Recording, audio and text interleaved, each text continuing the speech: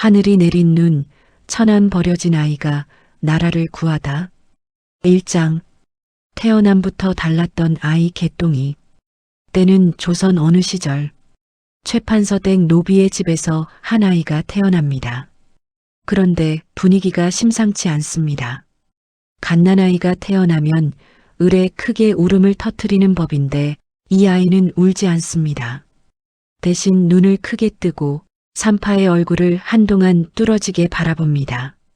마치 이 세상 사람이 아닌 듯한 눈빛으로. 산파는 소름이 돋았다고 했습니다. 그 눈빛이 무섭기도 하고 이상하리만치 슬프기도 했다고. 아이의 이름은 개똥이. 노비의 자식이니 번듯한 이름을 기대할 수는 없었습니다. 그러나 이름보다 더 중요한 것이 이 아이에게는 있었습니다. 바로 사람의 얼굴을 보면 그의 미래가 보이는 기이한 능력이었습니다. 처음에는 아무도 몰랐습니다. 그저 눈빛이 유독 형형하고 말수는 적지만 한 번 하는 말은 기묘하게 맞아 떨어지는 아이. 그런데 불행은 빠르게 찾아왔습니다. 개똥이가 채 7살이 되기 전에 부모를 모두 여입니다. 집안에 돌림병이 돌았던 것입니다. 하루아침에 홀로 남겨진 아이. 최판서 댁 노비의 자식이니 먹고 자는 것은 해결이 됐지만 누가 돌봐주는 사람은 없었습니다. 그 쓸쓸한 나날 속에서 아이의 능력은 점점 더 선명하게 발현되기 시작했습니다. 어느 날 이웃 아저씨가 개똥이의 앞을 지나갔습니다. 개똥이는 말했습니다. 아저씨, 오늘 길을 나서지 마세요. 얼굴에 나쁜 기운이 보여요. 아저씨는 코웃음을 쳤습니다. 그리고 길을 나섰다가 말에서 떨어져 크게 다쳤습니다.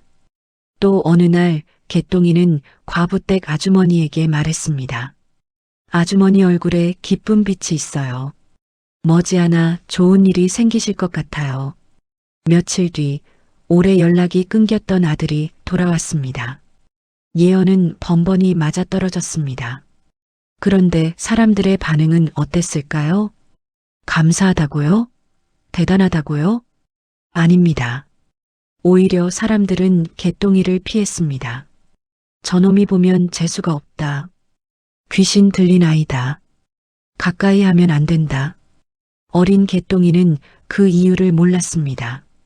자신이 본 것을 솔직하게 말했을 뿐인데 왜 사람들이 자기를 멀리하는지 그 외로움이 얼마나 깊었겠습니까? 2장. 생일 잔치의 예언 죽음의 기운. 그리고 드디어 운명의 날이 찾아옵니다. 최판서의 생일 잔치날. 최판서는 이 고을에서 가장 힘이 센 사람이었습니다. 재물도 많고 권세도 높고 욕심은 더더욱 많은 사람. 그 생일 잔치에 아이들도 구경을 나갔습니다. 개똥이도 끼어 있었습니다. 화려한 옷을 입은 최판서가 높은 자리에 앉아 떠들썩하게 잔치를 즐기고 있었습니다. 그런데 개똥이의 눈에는 다른 것이 보였습니다. 최판서의 얼굴 뒤로 짚고 어두운 기운이 떠오르는 것이었습니다. 죽음의 기운. 그것도 아주 가까운 미래에 닥쳐올. 개똥이는 망설였습니다. 말해야 할까? 아니면 모른 척해야 할까? 그러나 개똥이는 알았습니다. 이걸 말하지 않으면 자신이 견딜 수가 없다는 것을. 본 것을 숨기는 것은 자신의 본성에 어긋나는 일이었습니다. 개똥이는 잔치판 한복판으로 걸어나갔습니다. 그리고 최판서를 향해 말했습니다. 판서 어른, 죽송하오나. 판서 어른의 얼굴에 죽음의 기운이 보입니다. 가까운 날 안에 큰 재앙이 닥칠 것 같사오니 부디 몸을 살피소서. 잔치판이 순식간에 조용해졌습니다. 최판서의 낯빛이 붉게 달아올랐습니다. 이놈이. 최판서는 버럭 소리를 질렀습니다. 잔칫날 불길한 소리를 짓거리는 것이냐? 감히 노비 자식이 나를 저주하느냐? 개똥이는 맞았습니다. 어른들에게 끌려나가 매를 맞았습니다. 그리고 최판서의 명이 내려졌습니다. 저 아이를 산속에 버려라. 겨울이 막 시작되는 계절이었습니다. 7살짜리 아이가 산속에 버려졌습니다. 먹을 것도 없이, 입을 것도 없이, 그게 끝이었을까요? 아닙니다. 이것이 진짜 이야기의 시작이었습니다. 3장. 허 노인과의 만남. 새 이름, 새 삶. 산속에서 개똥이는 쓰러져 있었습니다. 눈이 내리기 시작했습니다. 체온은 점점 낮아졌습니다. 이대로라면 아침이 오기 전에 끝날 것이었습니다. 그때 노인 한 명이 산길을 걷고 있었습니다. 약초를 찾아 깊은 산을 자주 오가는 노인이었습니다.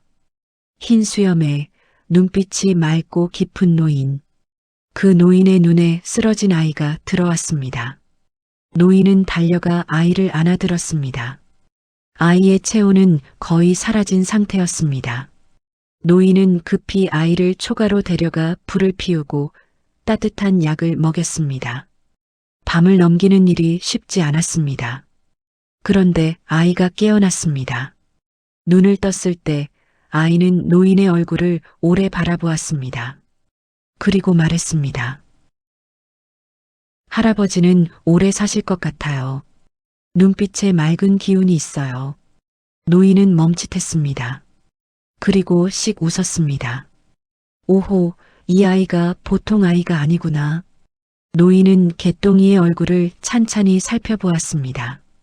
이마의 선, 눈의 모양, 광대의 기운, 입의 형태. 노인은 수십 년 동안 사람을 봐온 사람이었습니다. 내의원, 즉 왕의 건강을 돌보는 최고의 의원으로 일했던 분이었습니다. 그 오랜 경험으로 사람을 보는 눈이 남달랐습니다. 노인은 천천히 말했습니다. 이 아이는 예사롭지 않은 상이구나. 하늘이 내린 눈을 가졌어. 그리고 물었습니다. 내 이름이 무엇이냐? 개똥이요. 노인은 잠시 생각하더니 말했습니다. 오늘부터 내 이름은 천안이다. 하늘이 내린 눈. 이 이름으로 살아가거라. 개똥이는, 아니 천안은 그날 처음으로 울었습니다. 세상에 버려지던 날도 울지 않았는데, 부모를 잃던 날도 울지 않았는데, 처음으로 자신을 알아봐주는 사람을 만난 날 눈물이 흘렀습니다. 4장. 15년의 수련칼이 아닌 손으로 허 노인은 천안에게 모든 것을 가르쳤습니다. 의술, 주역, 관상학, 사람의 몸을 고치는 법, 하늘의 이치를 읽는 법, 사람의 얼굴에서 운명을 보는 법. 그러나 그 무엇보다도 노인이 가장 힘주어 가르친 것은 따로 있었습니다. 바로 마음을 다스리는 법이었습니다. 천안의 마음 깊은 곳에는 원망이 있었습니다. 최판서에 대한 분노, 자신을 이상하게 바라보며 상처를 주었던 사람들에 대한 서운함, 세상에 혼자 남겨진 외로움, 그것들이 응어리져 있었습니다. 허 노인은 그것을 알고 있었습니다. 어느 날 저녁 노인은 천안을 앞에 앉히고 말했습니다. 천안아, 너는 지금 칼을 갈고 있느냐 아니면 손을 기르고 있느냐? 천안은 대답하지 못했습니다. 노인이 계속했습니다.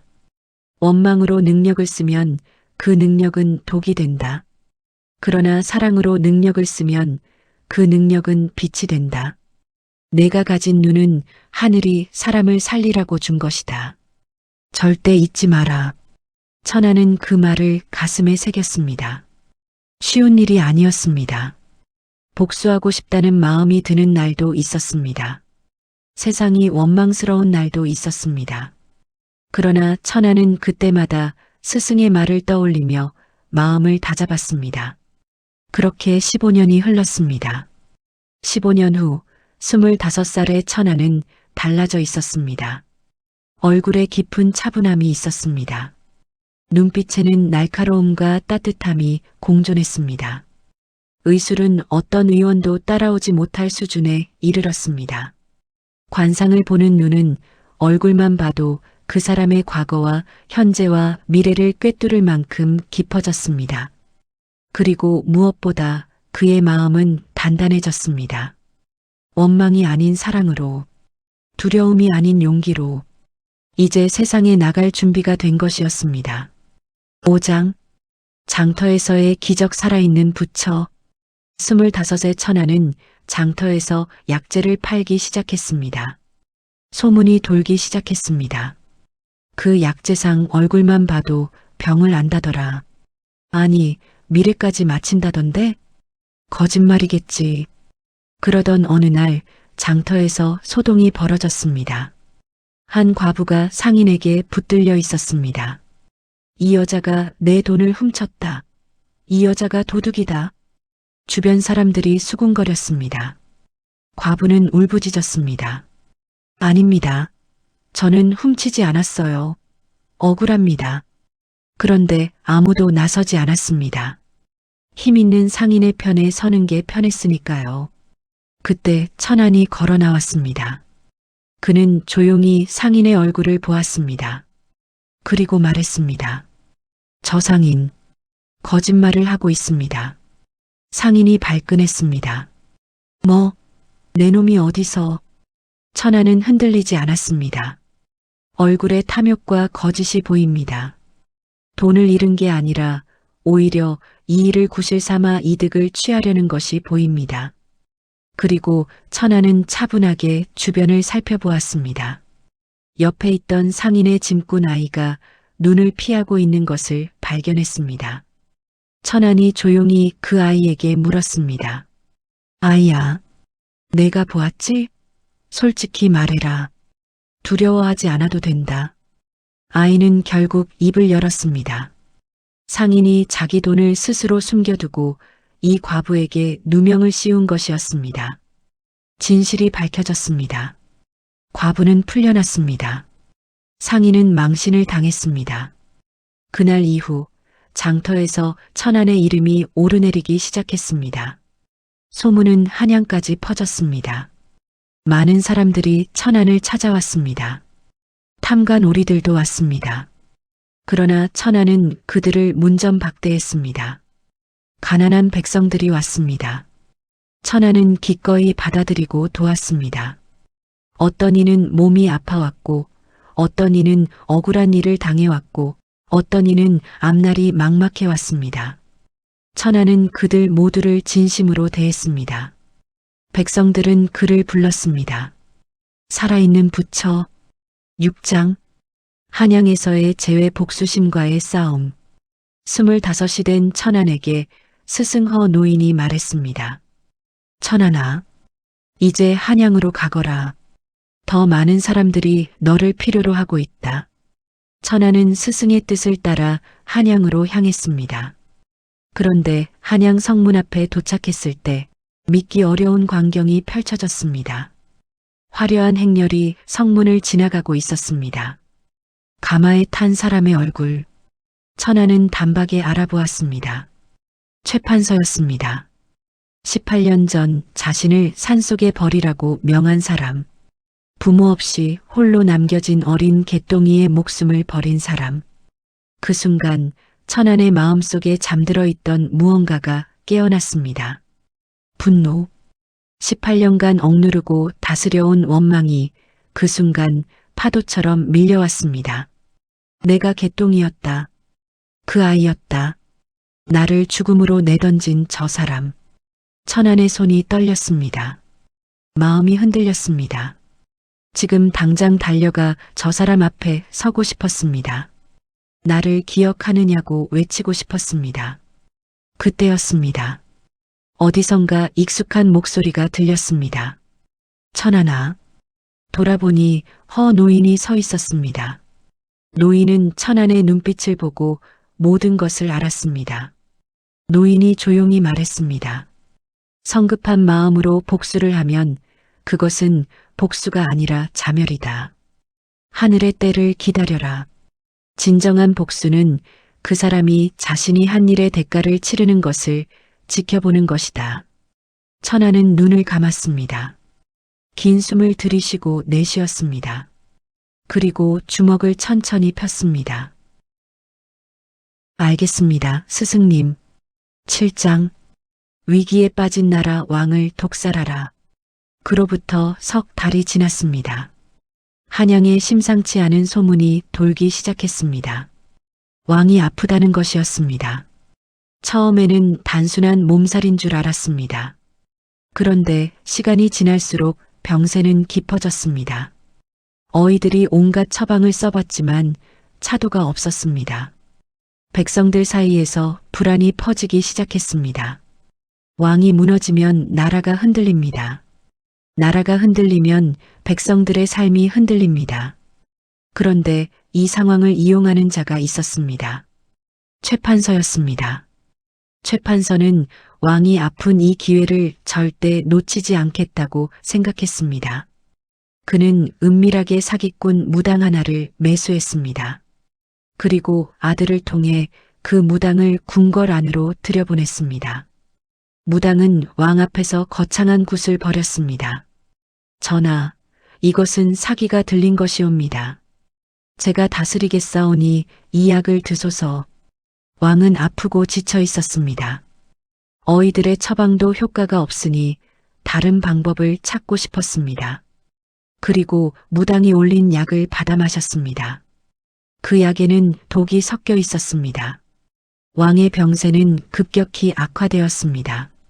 최판서는 이 틈을 타 재물을 빼돌리고 측근들을 요직에 앉히기 시작했습니다. 나라가 기울기 시작했습니다. 백성들은 공포에 떨었습니다. 이 상황을 누가 막을 수 있을까요? 8장 천안 궁궐로 들어가다. 이 소식을 들은 허 노인은 깊은 고민에 빠졌습니다. 그리고 오랫동안 간직해온 것을 꺼냈습니다. 내의원 수석 어의 시절의 신분패, 그리고 왕가와 주고받은 서신. 노인은 그것을 천안에게 건네며 말했습니다. 천안아, 이것을 들고 궁궐로 가거라. 천안은 멈칫했습니다. 스승님, 이것을 쓰시면. 노인이 말했습니다. 나는 이미 늙었다. 이 패의 쓸모는 너에게 있다. 가되 한 가지를 잊지 마라. 복수심을 품고 들어가지 마라. 오직 왕을 살리겠다는 마음 하나만을 품어라. 천하는 스승 앞에 무릎을 꿇었습니다. 명심하겠습니다. 천하는 궁궐 문 앞에 섰습니다. 문지기들이 막아섰습니다. 물러서라. 천하는 허 노인의 패를 꺼내 보였습니다. 문지기들의 눈이 커졌습니다. 상선 대감이 달려왔습니다. 왕의 신임이 두터운 내관 중에서도 가장 지혜로운 사람이었습니다. 상선 대감은 패를 확인하고 천안의 눈을 바라보았습니다. 무언가를 가늠하는 눈빛, 그리고 천천히 말했습니다. 들어오시오. 구장, 왕 앞에서 진실을 말하다. 어전에 들어서는 천안. 그의 눈에 먼저 들어온 것은 무당이었습니다. 무당은 요란하게 차려입고 왕 앞에서 주문을 외고 있었습니다. 온 방에 향 연기가 자욱했습니다. 부적들이 사방에 붙어 있었습니다. 천하는 무당의 얼굴을 보았습니다. 욕심, 거짓, 두려움, 그리고 왕의 얼굴을 보았습니다. 도끼, 소진된 몸, 마음의 병. 천하는 앞으로 나섰습니다. 전하, 무당이 펄쩍 뛰었습니다. 무엄하다. 지금 구술하는 중이거늘. 천하는 무당을 무시하고 왕을 향해 말했습니다. 전하, 이 무당은 가짜입니다. 그리고 전하의 병은 귀신이 든 것이 아닙니다. 왕이 눈을 떴습니다. 충혈된 눈, 야윈 얼굴, 그러나 아직 판단력은 남아있는 눈빛. 무슨 말이냐? 천안이 말했습니다. 전하의 병은 세 가지가 겹친 것이옵니다. 오랜 마음의 근심, 깊은 분노, 그리고 독약이옵니다. 장내가 조용해졌습니다. 천안은 하나하나 밝혀나갔습니다. 먼저 무당의 부적들을 치우게 했습니다. 이것들이 오히려 병을 악화시키고 있습니다. 공기부터 맑게 해야 합니다. 창문을 열었습니다. 신선한 바람이 들어왔습니다. 그리고 왕의 맥을 짚었습니다.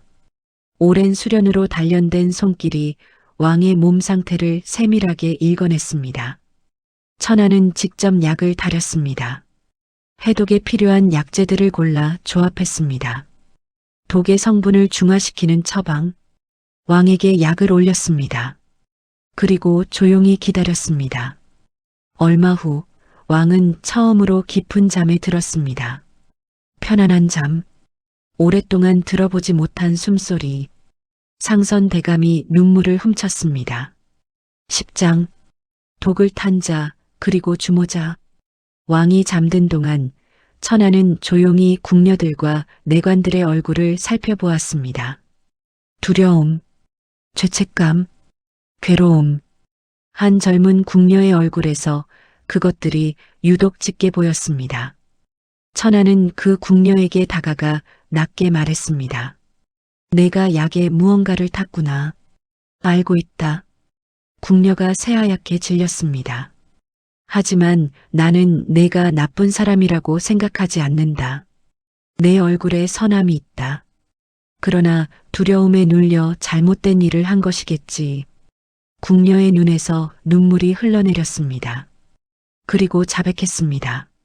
최판서가 궁녀의 가족을 인질로 잡고 협박했다는 것을, 거부하면 가족을 죽이겠다고 했다는 것을, 어쩔 수 없이 독약을 왕의 약에 탔다는 것을, 천하는 왕이 깨어났을 때 모든 것을 고했습니다. 전하, 이번 일의 주모자는 최판서이옵니다. 가짜 무당을 들여보내고 독약으로 전하를 해하려 한 영모이옵니다. 왕의 눈에 불꽃이 일었습니다. 증거가 있느냐?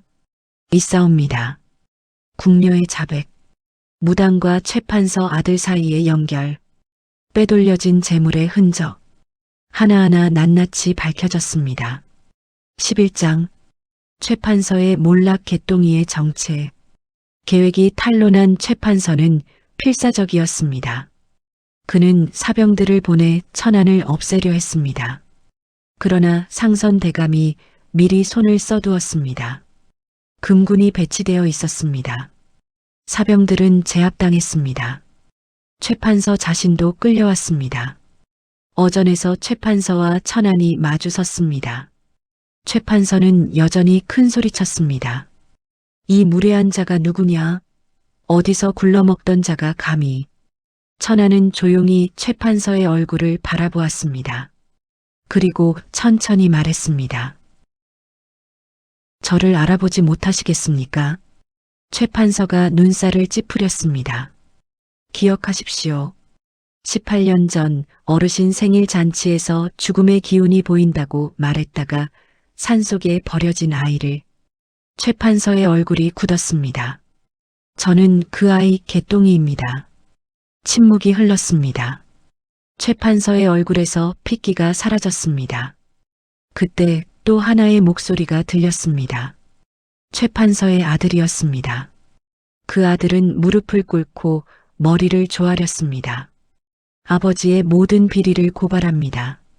재물을 빼돌린 일, 무당을 들여보낸 일, 가족을 협박한 일, 모두 제가 알고 있사옵니다. 아들마저 등을 돌렸습니다. 최판서는 무너졌습니다. 왕은 최판서에게 사형을 선고했습니다. 빼돌린 재물은 모두 몰수하여 백성들에게 돌려주었습니다. 18년 만의 일이었습니다. 어린 개똥이가 산속에서 죽어가던 그 밤부터 오늘 이 순간까지 천하는 눈물을 흘리지 않았습니다. 원망으로 이룬 복수가 아니었으니까요. 하늘의 때를 기다려 자연스럽게 진실이 밝혀진 것이었으니까요.